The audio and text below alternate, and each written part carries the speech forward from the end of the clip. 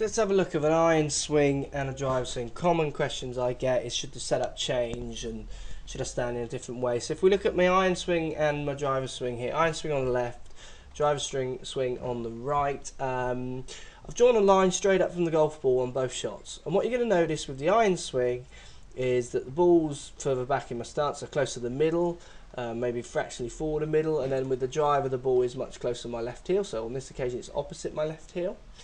So that makes me get more behind the ball. So you can see more of my left side is, or all of my left side apart from the bottom of my left leg, is behind the ball line at address, where with the iron, my left shoulder, left arm, left leg, left foot comfortably in front of the line. So I'm stood almost more on top of the ball. Both shots I've got my head behind the ball, so on the iron swing, as well as the driver. The driver, the head is further behind the ball because the ball is being pushed further forward.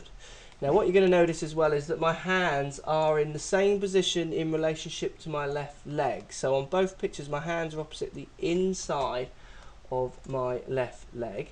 So my hands in relationship to my hips and my legs are the same. It's just the ball is being pushed further forward in the stance. I'm standing slightly wider with my driver stance because I am going to try and hit it a little harder because I want to send the ball further distance.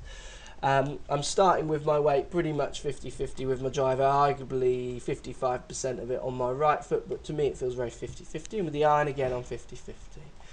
Now as I make my backswing with the iron, you can see I get behind the ball, I turn my weight onto my right foot. With the driver I do also, but you can see with the driver I'm much further back than the ball line with my head, and I've transferred my weight arguably a little bit more onto my right foot, so I've wound up a little bit more, made a slightly longer swing than I have with my iron, because again I'm trying to give the hit a little bit more juice, trying to give it a bit more clubhead speed.